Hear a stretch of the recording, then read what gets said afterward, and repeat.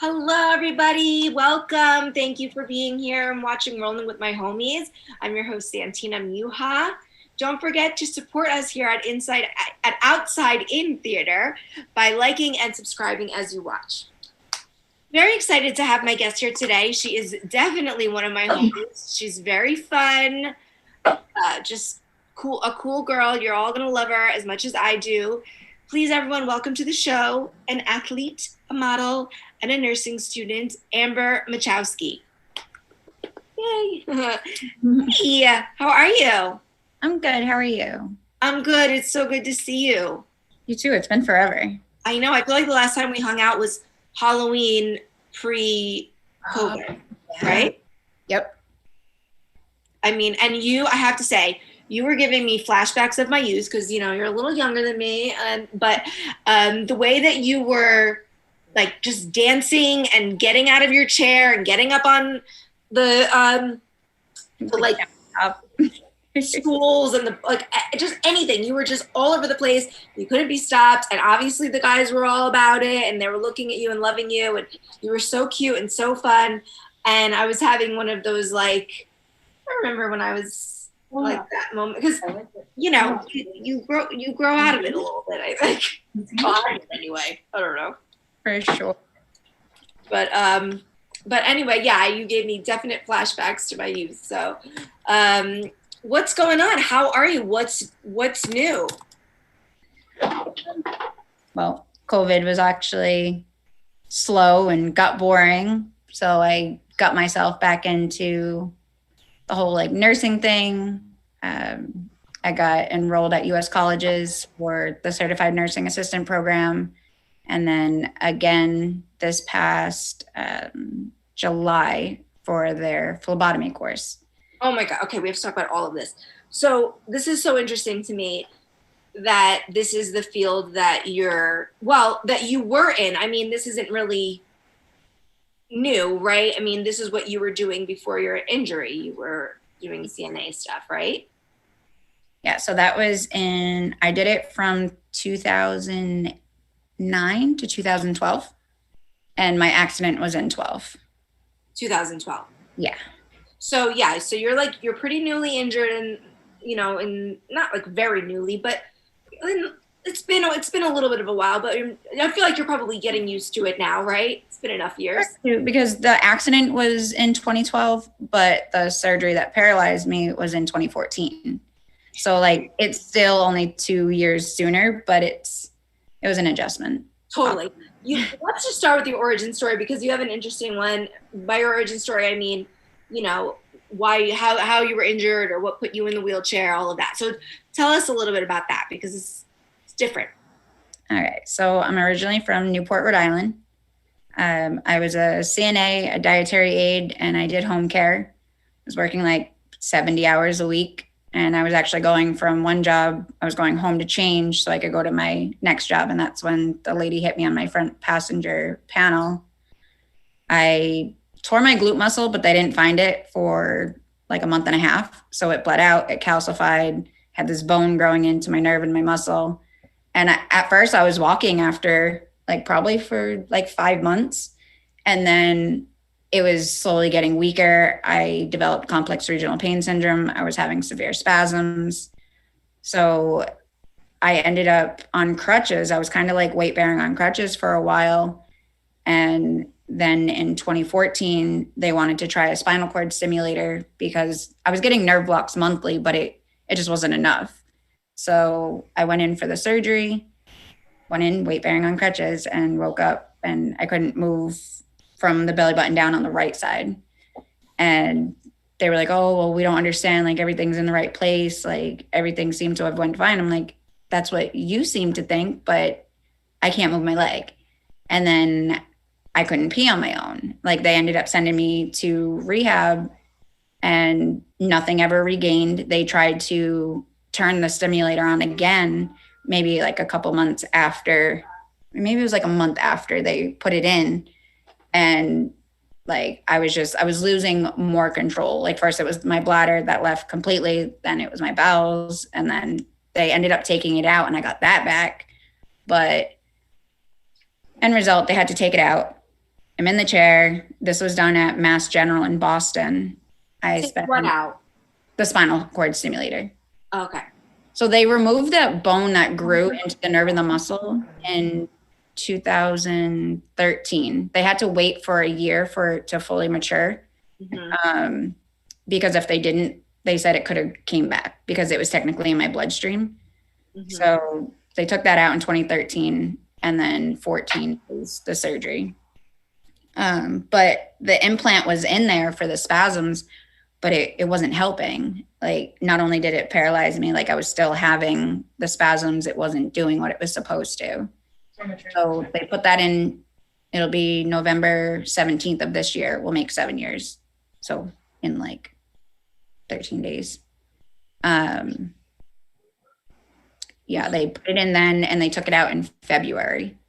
So I was there for like 3 months. Did you have any, with your CNA background and your nursing background and all of that, did you have any idea or, just was your gut telling you anything? I mean, what did you feel like? Do you remember how you felt? I feel like I had no idea like what was going on.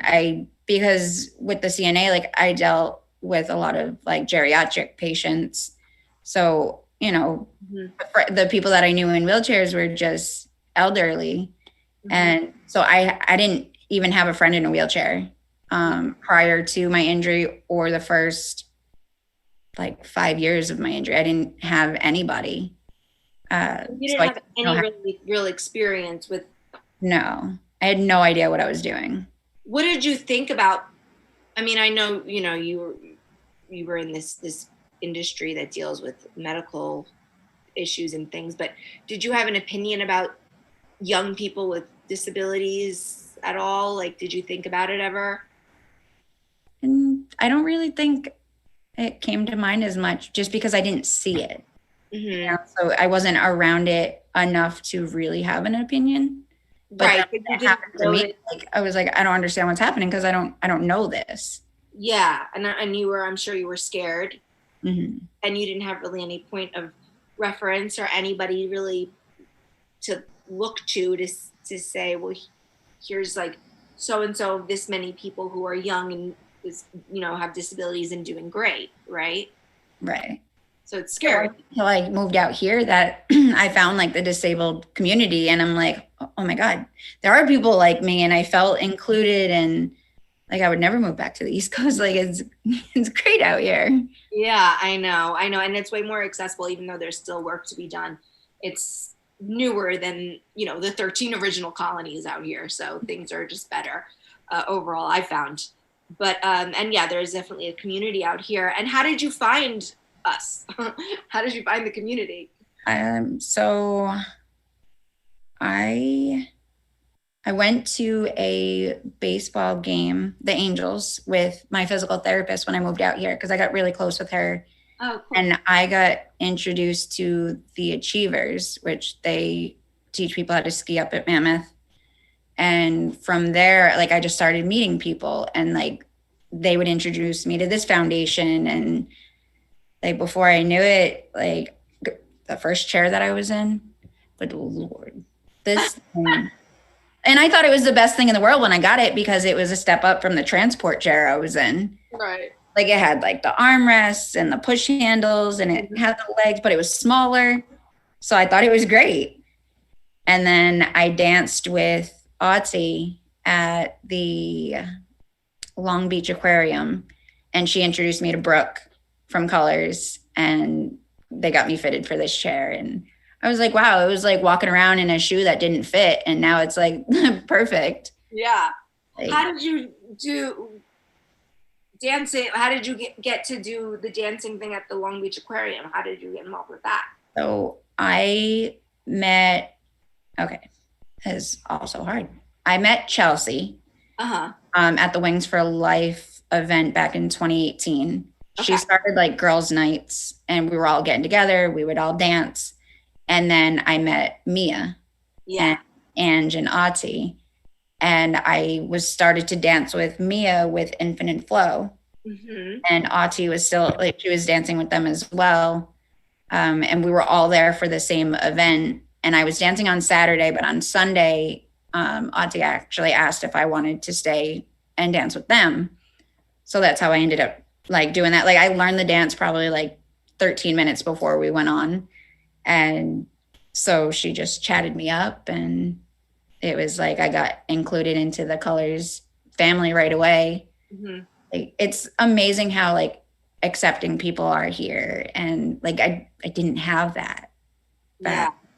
I literally was just going through the motions of life. Like I wasn't actually living. And I did that from 2012 until 2017. So 5 years. It just, I don't know. I feel like I can't say enough about how my life has changed since moving to California. It sounds like your life almost has improved since. Oh, for sure. Like I want to say it saved me in a way. Huh. Because, I had that surgery that paralyzed me. Yeah. And then in 2017, they tried a baclofen pump again for the spasms. Mm-hmm. And they put it in. I went home for a week, and like the incisions were swelling, they were leaking. I ended up going back to the hospital, and they said that when they put the pump in, there was staph on it. So I ended up with a major staph infection. I was leaking spinal cord fluid for like 2 months. Like they had to put a VP shunt up here. Like the incision on the back, they had to get plastic surgery to create like a muscle flap to cover the wound because it was just a lot. Yeah. And I ended up buying a one-way ticket to come out to see my sister for just an open-ended stay. I was here for 2.5 months. And then I ended up buying a round trip ticket, went back, packed my stuff, and moved out here. Yeah, you're not the first person to say that their life improved after their injury. Mm-hmm. And I just wish that story was being told more, because the way that it's always portrayed in TV and movies is that it's like the end of your life. And I really wish, because that's why when people are injured, they are so scared, because they think, oh, well, that's the end. I Yeah. wish that they knew that, okay, it's not the end. It's a different chapter now. It's whatever. Mm-hmm. No, I'm not saying it works out great for everybody. I don't know, but I mean, but for it, it's what you make of it, really, right? Yeah. When you came out here and you stayed with your sister, did you stay with her? Was her house accessible, or her place accessible? So she was in a 1 bedroom, 1 bath with a roommate on the second floor, no elevator. And I would sit on the stairs. Well, when she wasn't home, because our roommate at the time, he would help get me up and down the stairs, carry my chair. But when he wasn't home, and I'm independent, I want to go out, I want to go grocery shopping and go shopping and do all the things, but they both worked. So I would do what I was doing, and then I'd get home, I'd transfer to the stairs, and I'd scoot up one stair. And because I had the push handles, I could grab the handle and like pull it up.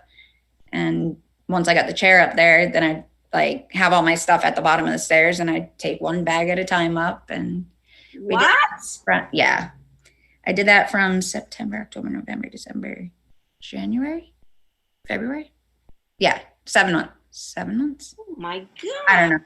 I did it for quite a few months, but I was still just happy to be here and just knowing new people, and it made it worth it. Like you make it work. If you want to do something, there's a way to do it. You just do it different. Mm-hmm. Yeah, so I know. It just sucks that we even have to do all that stuff, because that's horrible. Yeah, that's like something that you should only have to do in an emergency situation. I wish things were more accessible, but yeah, but that's right. We adapt. That's what we do, right? That's what people with disabilities do. We adapt. We're great at it. Mm-hmm. And so were you a dancer before your injury too? No, I just played sports. Okay, you were athletic, but you weren't dancing. So you found dancing afterwards. Yep. Your sports stuff you did before, and then you had to adjust and do it afterwards. And you have done, since the skiing and stuff, you've done a ton of sports, right? Oh, anything you can think of, I've done it. Yeah. What are your favorite things to do? So Triumph puts on the over the line baseball tournament. I really like that. Okay. Softball was like my main sport in high school. So it just, I don't know. I feel like I'm still doing it. Like I am, but it's like almost nothing has changed. It's just it's the same game, but a different way of playing. Yeah. I really like the murder ball, wheelchair rugby. That's fun. I like it because it's aggressive, you know, because you see people, they tiptoe around us like we're fragile, and it's like, no, like, don't treat me like that. I can still do like there's quadriplegics that play wheelchair rugby. Mm-hmm. You get to slam each other, and it's fun. Yeah. You feel included because you fit in with everybody that you're playing with.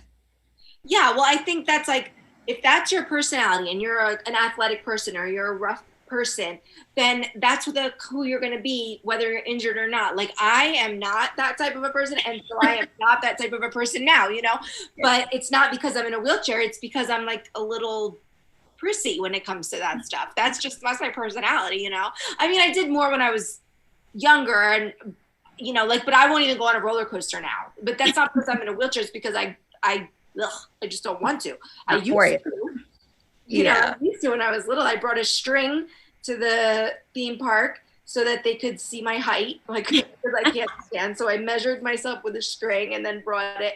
And then I said, this is my height. And they would let me go on the roller coaster. And I had a great time. And now I will bring a book and wait for everybody else. That's my choice. But yeah. But unless somebody tells me I can't do it, then it's like, okay, that's a different story. Which that brings me to the CNA stuff, because this is, so okay, well, hold on. So first you went back home. You crawled down the stairs, you flew back home, you got your stuff, you flew back. And then when you came back, did you go back with your sister or did you find an apartment? No, so that's where we stayed for like 5 or 6 months. I forget. It was from September to February. Okay. So eventually you and I moved out and we got a 2-bedroom, 2-bath with an elevator. Okay, good. Things got much better. That's you and your sister. Yes. So my sister and I still live together. She's like. And what about she's like your best friend, right? Yeah, I met your sister. She's cool. So what about your family back home? Are you close with them as well? I have a very small family. So I have my brother and he has a wife and 3 kids. Like we keep in contact. Mm-hmm. But I actually don't have any cousins on my mom's side because she just has a sister and a brother and they both don't have kids. Okay. Don't know my grandfather on my mom's side. So it's just my mom, my aunt, my uncle, and my brother. And your mom is back home? Yeah, my mom's there too. And you talk to her, how does she feel about her 2 daughters living so far away? She's happy. She's happy to see that we're happy. Yeah. Like, she misses us, but she said that she wouldn't ask us to come back because she sees how happy that we are. Yeah, so. Yeah. I think my mom is the same, and that's nice because it's good. It takes a little bit of the pressure off. Yeah. Because I always feel bad for people whose parents are like, when are you going to move back? It's like, not coming back, So then you came back here, and then at which point, was it before you moved here or when you came back, did you say, okay, well, that happened, but I'm still doing the CNA stuff? That wasn't until February of this year. Okay, so you started getting back into it this year, and did you think it was going to be a problem, or were you just like, okay, time to get back to it? I was getting bored. I needed something to do, and I knew that was what I wanted to do prior to this. So why can't I do it now? And being the patient so many times, I've just seen so much stuff, and it's like, I would do this differently and I would do that differently. Like, I don't know how many times that they would move my chair away from the bed and then, or don't put a call light near me. And I'm like ringing to use the bathroom. Like I can't cath very well in a bed. So I'd end up wetting myself and have to sit in it until somebody like would come in to help me get cleaned up. And I'm like, that wouldn't have been a problem if you would have just left my chair near my bed. They're like, oh, well, we need to get to your IV pole. I'm like, it's on wheels. You can move it. Like, it's just stuff like that, just making sure that the call light is where it needs to be. Once we're in that bed, we're stuck there and I'm not going to crawl on the floor. So I knew what I went through and seen what my friends have gone through. And I wanted to make that difference. And I knew that if I was a CNA, I could educate the other CNAs and be like, no, you should do it this way, or just use my own personal experience and patients and stuff like that. They would be able to relate better and be like, oh, like she's like me. It's always harder to have somebody try to advise you how to do something when they've never actually done it themselves. Right. So you felt like your experience as a wheelchair user was going to make you an even better CNA. Yeah. But that's not what other people thought, right? Right. What did tell us about how that was? So when I first registered for the class, the person that I spoke with, she was really excited. She could see the drive that I had, the fact that I've had past experience in it. So I went through the whole theory part. It was 2 weeks. And then it came to having to go to the school for the lab work. Mm-hmm. And we had to show one of the skills. It was sitting a patient up at the edge of the bed. I went in, I did it, sat the patient up, did everything I was supposed to, put it back in. My teacher gave me a high five. And then after we were done, she was like, I'm not sure if I can pass you on this skill. I'm like, why? You just told me I did great and gave me a high five. You're contradicting yourself. That doesn't make any sense. She was like, well, I'm just not sure how safe that would be. And I'm like, but I was able to do it. If it was something that I didn't think I could do or it was unsafe, I wouldn't put myself or my patient at that risk. I'm not going to further hurt myself just to prove to you that I can do it. And she was like, oh, well, if you have to stand somebody up. If they get wobbly, like they're going to knock you over.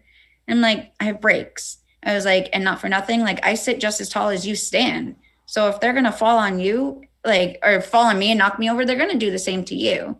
Mm-hmm. And she's like, well, you know, you're going to have to make a bed. It's like, I make my bed on a daily basis. Like, try something else. I was getting kind of frustrated at this point.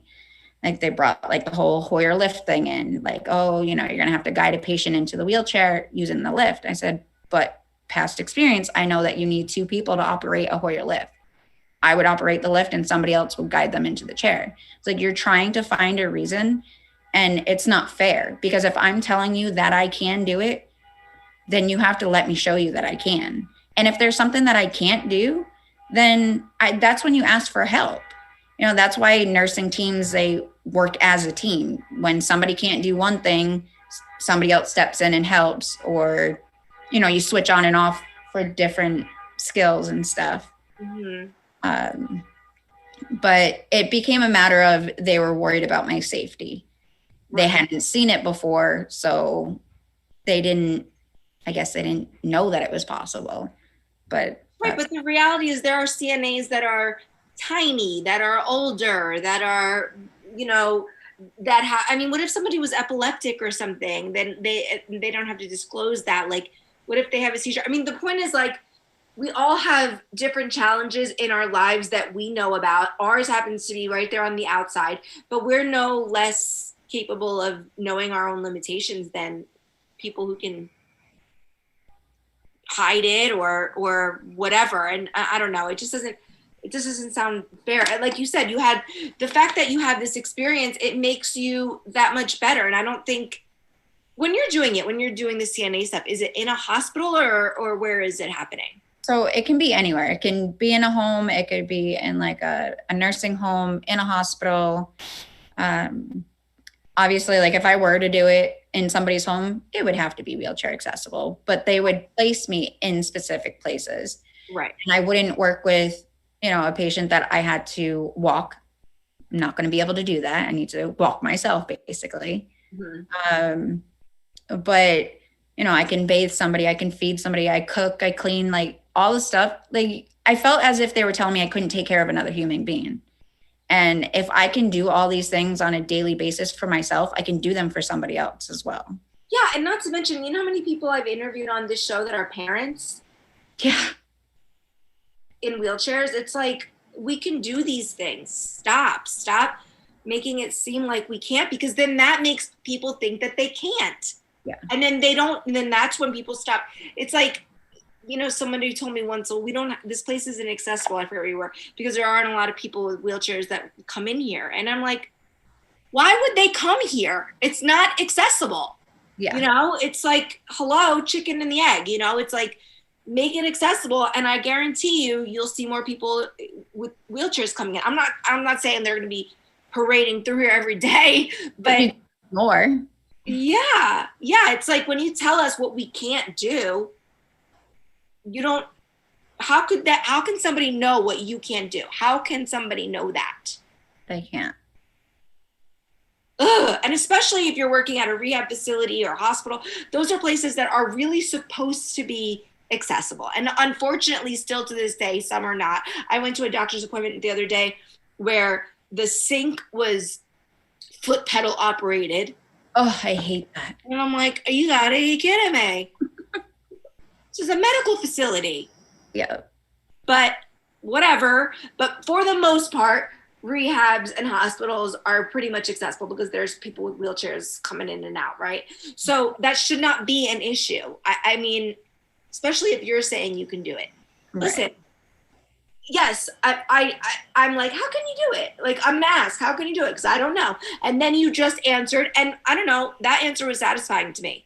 I'm like, okay, she knows what she's doing. Sounds like she knows what, you know what I'm saying? Right. What about the phlebotomy stuff? Because you said you're training for that too. So, and for someone doesn't know, that's like drawing blood and stuff like that, right? So I'm at the same school for the phlebotomy, and my teacher loves me. Like, now the school loves me, and my whole class, they looked up to me, and I'm really good at it. Like, I like it a lot. And again, I've been stuck more times than I can count. I know what not to do. Like, Mm-hmm. if you miss, you miss. Don't go digging that needle in my arm. Like, I'd rather you stab me again than to go in there fishing and causing more harm than actually getting the blood. Yeah. You know how happy I would have been when I was a little girl if my phlebotomist rolled in a wheelchair? Oh my God. It would have been like the joy of my, like, it would have just made the day, the experience better, because I, especially like someone like you, young, like happy, you know, it just would have showed me, because I'm sure like people who are, anybody who's getting their blood drawn, well, not anybody, but often they're afraid. Yeah. And to see somebody who's living with a medical, whatever you want to call it, issue, we'll just say, Mm-hmm. it helps to know that they're going to be okay. Yeah. So do the people think in the phlebotomy school that that's something, like, do they feel like that's something you're going to be able to do? Yeah, they're actually rooting for me really well. Like, they see that I'm good at it. They encourage me to, get my, because I have to do externship now that I finished the class. I passed the national exam, and now I just wait. I have to do a 40-hour externship, and then I can apply to different jobs. And they're willing to help me find a job afterwards. So I am having a lot more support with them now, and it's been nice. Even the phlebotomy teacher that I have, she was rooting for me when I was taking the CNA class. She knew that I could do it, but it had to be like a group thing. Like, they needed to allow it, I guess. Yeah. Yeah. Same thing. Like if I had a nurse, you know, when I was in the hospital who came in a wheelchair too, I would be just, just so happy to see them. I don't know. It would just make me happy. That's such a shame that people are giving you problems. And it's like, I'm fully confident because I know your personality, and I know that you'll keep fighting until it's no big deal anymore. And then you'll have, you know, blazed a path for someone else and blah, blah, blah. But it's like, why do we always have to trailblaze all the time? Like, you know what I mean? Why do we Yep. have to prove extra prove ourselves? It's It all, makes people not want to do it when they have to do that. Like, I just have that fight inside of me. So yeah, but just because you have that fight, like I have that fight too, you know, I'm like, we're both from the East Coast. We're both like right? We're fighters, it is. but sometimes I just want to arrive and have everything be already accessible and not have to be the one that explains it or asks for it or fights for it. You know, it's exhausting. Mm-hmm. Yeah. And it seems like it's in almost every profession besides, I don't know, maybe telemarketer. I don't know. Yeah. It's everywhere. Like, even, just going into a store and like the countertop being like up here, Mhm. it's like, hey, I'm down here. Like, nothing. I don't know. Yeah, It's it's just the not a 80 world. been in since 1990. Well, and I think what people don't understand is like when they say accommodations, do people not understand that stairs are accommodations? Because if you walked up to a building that was, you know, 10 feet off the ground and it didn't have stairs, you wouldn't be able to get in either. Okay. You can't fly. So stairs are accommodations. Ramps are for people who can walk. Ramps are accommodations for people who can't. It's not like we're any less capable. It's just what we need is different. When people start looking at it that way, maybe, but they don't. They think like the default is, you know, walking. And I guess that's what the idea of a normal, healthy human being is. But, you know, not everybody can. And not everybody can forever, too, right? You know that. Yep. I know that. Mm-hmm. Oh, I get so heated when I talk about this stuff because it's like I remember having these same conversations and saying like it's the year 2000. When are they going to get a clip? That was 21 years ago. How are we still having the same conversations? I just watched a documentary the other day about a guy who helped get curb cutouts, and it was in black and white, and I'm like, I still go up to curbs and there's no cutout Yep. And that was supposed to have been fixed in the black and white times. You know what I mean? What are we doing here? Oh, it's just like, it frustrates me because I know, and you know, enough people in wheelchairs who are trying to live their lives independently. Yeah. And we still are, but we're just, it already takes more time for us just to like get dressed. And then we have to fight all day. Right. Absolutely. I don't know about you, but those like yellow bumps at the end of the curbs, I hate those things. I hate them too. What are they for? People who are visually impaired, or what are they for? I believe so, but I've heard that they don't like them either. Well, it's like, whose idea were those? Because we hate them. I don't know. I haven't asked the visually impaired, but even if people who are visually impaired love them, couldn't we have designed them in a way that are like that there was like two it's not like this every time you go? Yeah, I hate them too. And whose idea was? Like, I guarantee you that wasn't a person in a wheelchair. And they take up the whole cutout. Yes, you can't even go around them. You can't even go around them. And if you're wearing flip-flops, your shoe, goodbye shoe, goodbye. It's not like I can grip my toes to hold my shoes on. Yeah. Oh my God. I'm so glad you said that. Was there anything, I mean, were you surprised when you were, disabled so much later in life that things weren't accessible? Did you just assume they were? I probably just thought that it was until you face it yourself. I remember a couple weeks ago, I was parking at a grocery store and there was this like little woman, and granted, she probably needed the handicap space as well, but she wasn't turning. So I just went in front of her and I parked, and she like took off. I thought she left, get my chair together. And she finally like comes around the other side of the building and she was like, oh, now I see why you needed that space. I was like, yeah, sorry. I needed to be able to get my chair out. And she was like, no, I'm sorry for you. I'm like, why? That doesn't make any sense. I hate when people like don't apologize for me. I live a great life. I can do anything and everything, but like comments like that, like go up my butt. Like, I don't care about how close the parking space is. I just need to be able to get my door open. Like I'll park on the other side. That's what I always say. I wish they put some handicap spots really far away, because like, especially back in Jersey when I was driving a van, I needed the lines for the ramp, the ramp to come out. And it was the same thing. I don't care if it's far away. I just need the line. So like, let all these lazy ass people have the ones closer to the building if they want, whatever. Because so then instead of me having to, what I would do is just drive to the back and then park diagonally in two spots and hope I didn't get a ticket, because I needed the space. And I don't care that I had a little sticker next to it that said, please don't park next to the thing. People don't care. They don't read it and they don't know. No, they don't.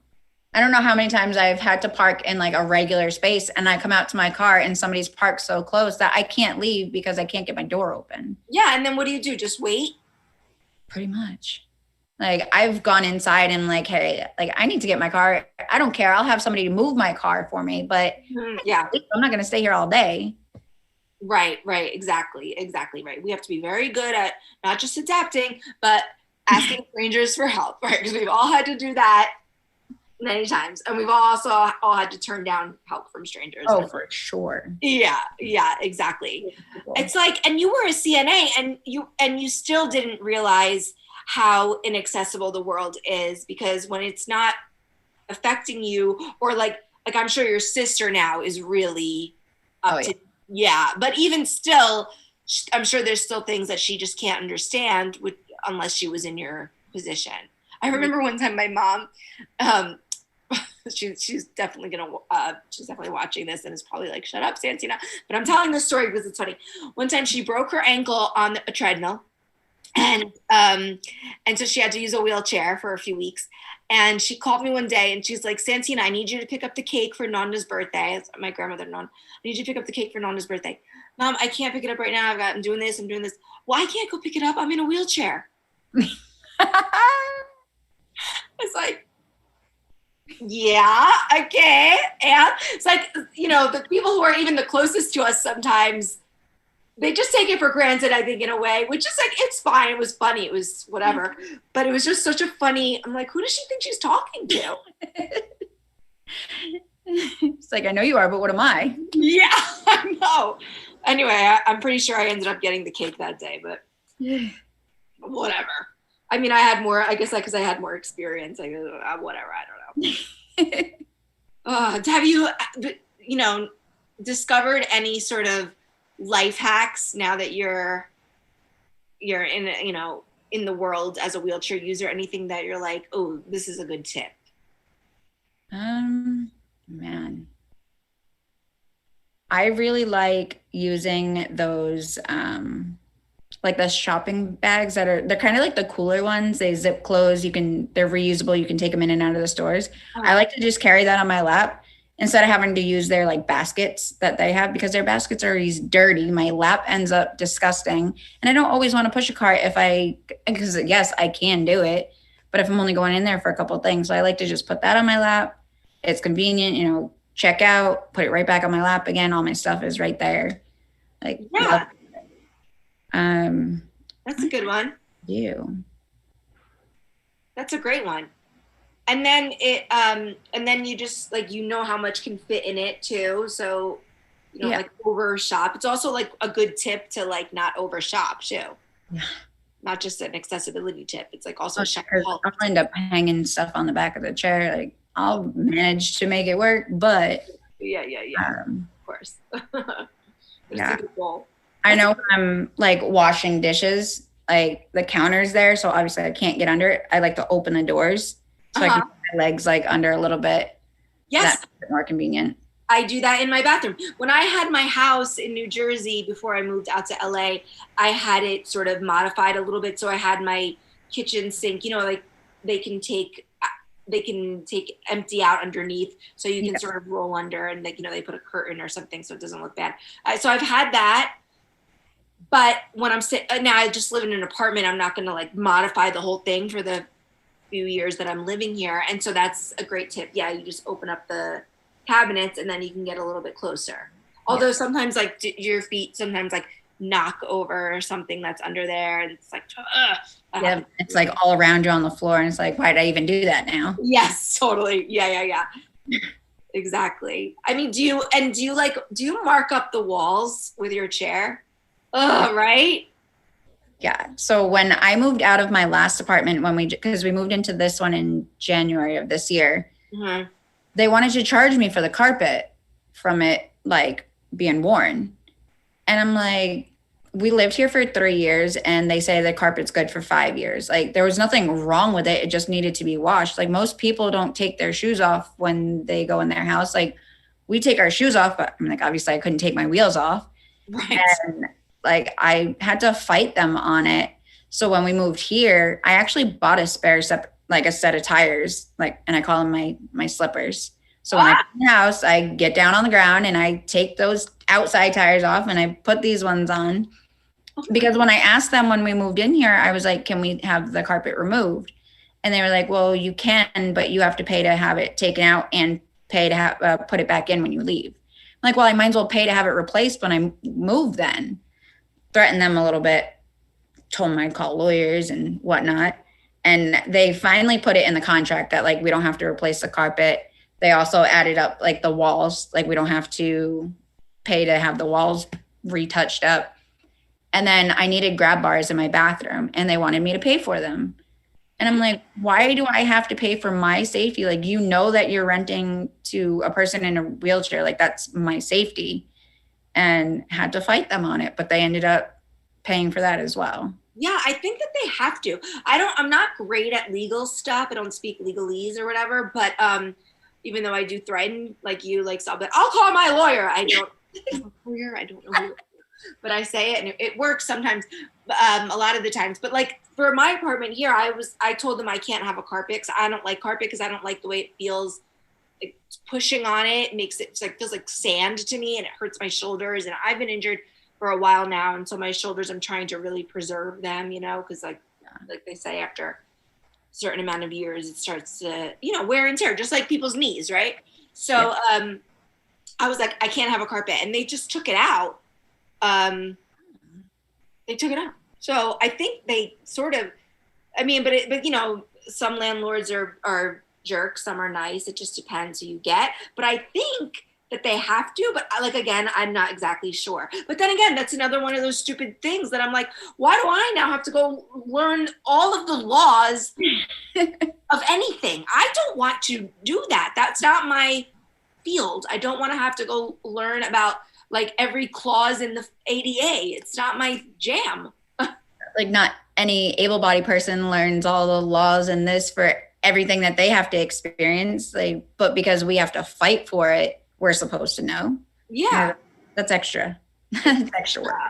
It's all extra. It's like physically extra and then mentally extra on top of it, which is why when I go somewhere, or, you know, like I have a friend who, she's not in a wheelchair, but first, she's just one of those people who's very considerate of everybody. So she planned a birthday party a few years ago in Vegas, and she was like, and usually when people plan things, I'm like, okay, don't worry, I'll get I'll do it, because I don't want to, they don't know what to get, whatever. And she was like, I got you an accessible room. I made sure that the dinner is accessible. I got you accessible seats at Magic Mike. We went to Magic Mike, and she like already took care of all of the accessible parts of it.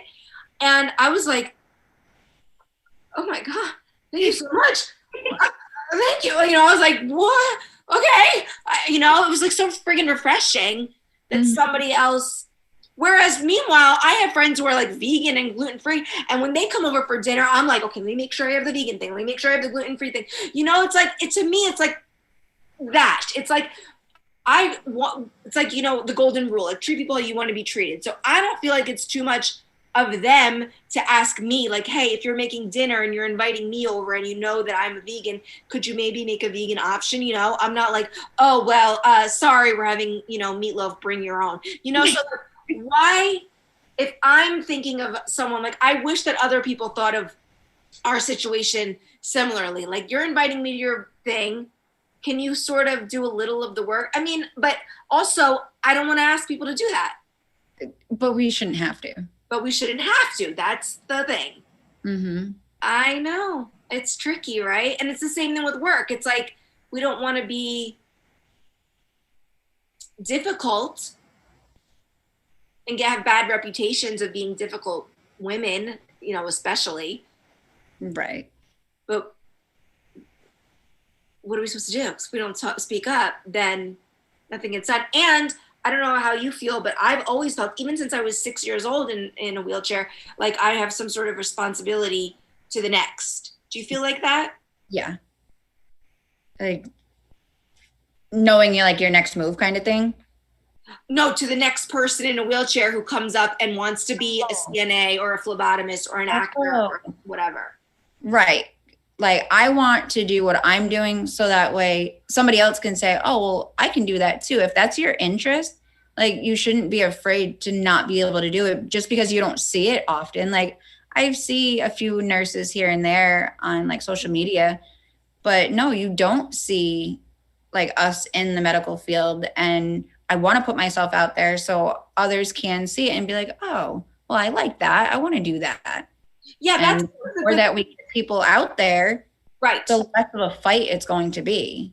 Right. That's one of the good things about social media, is that we are seeing, people have a little bit more control over the narrative, and they can show, hey, look, I'm a nurse in a wheelchair, rather than it being something that's happening here and there, but no one's ever seeing it. So how can you know, because like I said, it's not like we're going to turn on, some show and it's going to be like a nurse in a wheelchair. Yeah, right.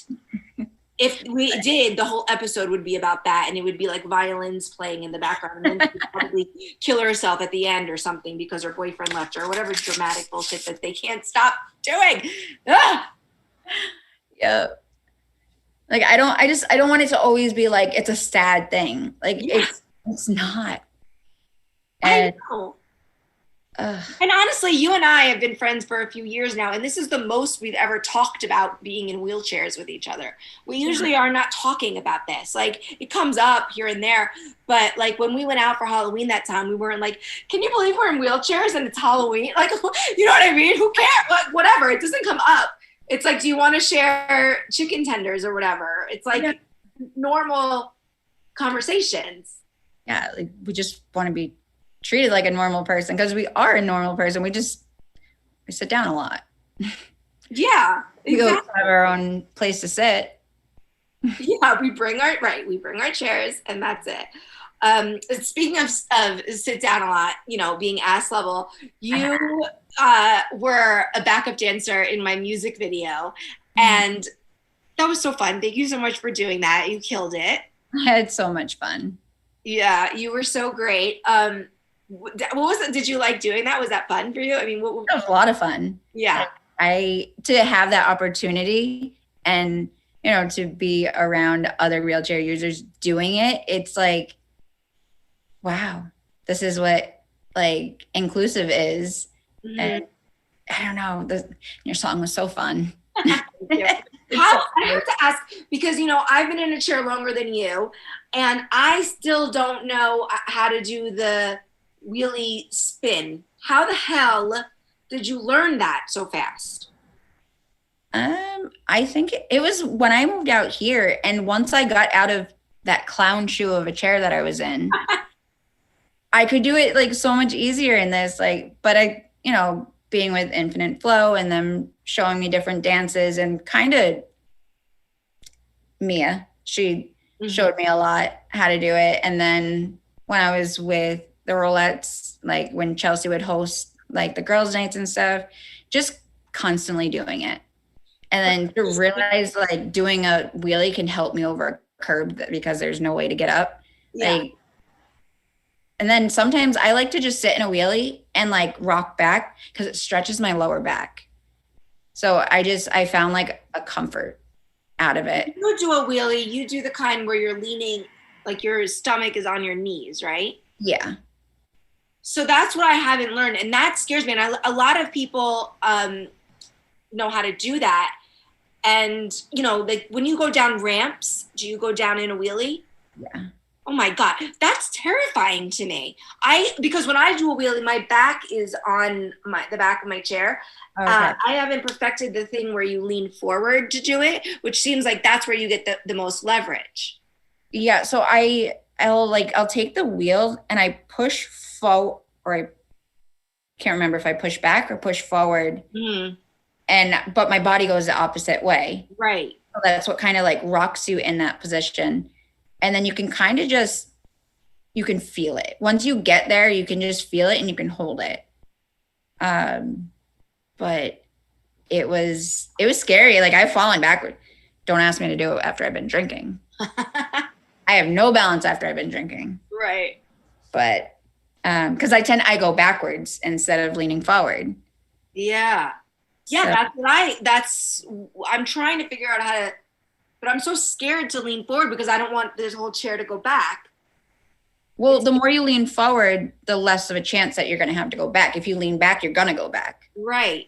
I know. I've got to practice it. But why do you go down the ramp in a wheelie? Why does it feel easier for you to do it like that? I feel like if I'm going down and I hit like a bump, because those little tires, they get stuck on everything. If I hit a bump, I'm going to go flying forward. Mm-hmm. So if I'm going down in a wheelie, I'm closer to the ground now, like backwards. Like it's not going to hurt if I just, tip back because the slope is right there.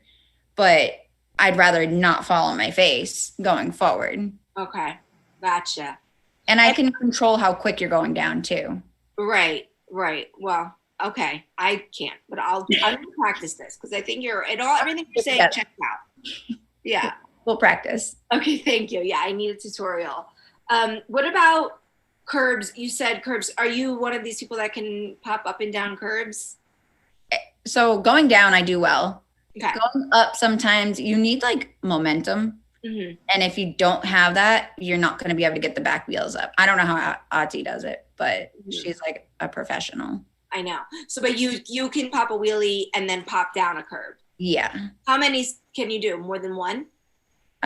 Well, it depends on how close together they are. Okay. So, like, I can do like stairs if they're longer stairs. Okay. But if they're closer together, you don't have enough clearance to get that back wheel down before it wants to start going down the next one. And forget it, you'll fall backwards. Did that in Cancun. Yeah. Okay, so you learned this through friends or in? Yeah, just through friends, watching them do it. Right. In PT, they didn't teach you any of this, did they? So my physical therapist was showing me, like when I was in the green chair, she was helping me. I call it the green chair. It's that big one. Like helping me try to do the wheelies in that. But I think with the footrest on the front, it was making the front so heavy. Yeah, right. And there was just extra equipment on there. But no, I think it was mainly from friends, seeing like friends do it. And I just started practicing. I was like, this is something I have to do. So yeah, got to get good at it. Yeah, I used to be able to go up and down curbs when I was younger. And then I don't know what happened. I lost it along the way. And I've got to relearn because it does make it easier when there's just that one curb instead of trying to Right. go in the world looking for the ramp. I know. Riding a bike. You just got to get used to doing it again. Yeah, for sure. For sure. Yeah. I did an escalator in Vegas backwards. Scared the crap out of my sister. Down. And you just you backed up to it and then you held the things and you did it? Yeah. I'm so scared to do an escalator. I don't know what got into me that day. I just felt confident. I see people do it all the time. Yeah, the elevator was broken.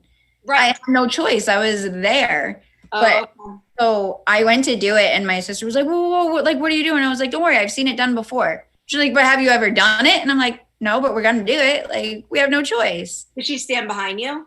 Yeah. Yeah. I could maybe try it if someone was standing behind me. Oh, yeah, I don't think I would do it by myself. But I've seen people on these videos. I don't know how they do it. But I've also seen someone do it and wipe out at the Abilities Expo. Oh, geez. Bad. So, doesn't always work. I'm just saying, just be careful. But I mean, whatever. I've also seen my friends fall downstairs too. So, my able-bodied friends fall downstairs. So, right? It happens. It happens. And, we're almost, this always happens. We're almost to the end. We have so much to talk about, I feel like. I know. No one's talking about these things really. But I just want to talk about your modeling really quickly because I think that's really cool too. Were you a model at all before your injury? No, I have always been like super self-conscious, like body conscious, all that stuff. It was Angela. She was like, hey, go to this thing. And it was the audition for Model Hunt. Mm-hmm. And I had no idea I just went because she told me to go. I didn't even know what I was going for. And it was like to audition for the show. And I actually got like selected, like made it through into the fashion show. And then I won. So that was pretty cool because I don't know. My confidence isn't always there. So it's just, it was cool for it to actually happen and to be in a category where there was other people doing it too. It wasn't just me up against a bunch of able-bodied people. Like I had a group that I was in, and I think that's what helps you feel a little more confident too. Yeah. So was it a confidence booster for you after you won? Yeah, it was. And then I got signed with NB Models, and I've had like the few little things here and there. I was recently in a commercial. I was in an episode of Speechless. Just having these little opportunities, it's fun. And that itself like boosts confidence. And then when other people see us doing it, again, it makes them feel like, oh, well, I can do it too. Yeah. So, like, I'm not just doing it for myself. I want to do it for others to know that they can do it too. Yeah. I mean, do you feel like especially like, as a pretty girl, woman, do you feel like, I don't know, I'm asking, but that you stand out more as in a wheelchair than you did before? Like, or do you feel like more special now, or do you feel the same? So I've had people make comments and they're like, oh, you're too pretty to be in a wheelchair. Yeah. Like, guys, if you're listening, don't ever say that. I feel that as like a smack in the face than a compliment. Yeah. You want to tell me I'm beautiful, like flatter me, but don't say anything about the chair because being in a wheelchair doesn't have a certain look, so, but Because I ask people, like, you get ugly when you sit down. I know. Does your face change when you sit down? Like, what does that mean? You're too pretty. Like, yeah. Anyway. But it's hard because, like I said before, I didn't feel like a pretty girl. But when you have, Did people tell you you were pretty often when you were walking, or do people tell you it more now that you're in a wheelchair? yeah, maybe I feel like I hear it more now that I'm in a wheelchair. I think it's just, the reason I'm asking is because I know, like, I hear it from a lot of girls in wheelchairs that, and from like able-bodied friends of mine, like, guys, people are always telling you you're pretty, and these are actresses and other really pretty people, and I'm like, yeah, don't they do that to you? And they're like, no, it's not like people just walking up to me at the store going, you're so pretty, you know. And so I think that when you're in a wheelchair, and yeah, that people feel like they have to, I don't know if they feel like they're surprised or they want to make us feel better. I don't know, but that's why I'm asking, because you were an adult woman, you know, Right. before and after a little bit. I think I get it more now, and like you said, I feel like they have to say that to, I don't know, to make me feel better about myself, to make them feel better. I'm not sure, but now Yeah, that you say that stands out. yeah, right. I figured, but it's interesting. I mean, listen, it is a compliment, but just stop at you're pretty. Yeah. Just stop there. You don't just, like, you know, put a clause on it or whatever, qualify it with like for a wheelchair use. But anyway, and also obviously that's not the most important thing about any of us. But you know, look, what are you gonna do? It's fun, right? You're right. It's fun. Get quicker. Yeah, if you can get a little cash modeling on the side of your like phlebotomy job, like why not, right? Wheelchair or not, why not? Okay, well, we are at the end. Is there anything else that you want to say before we go?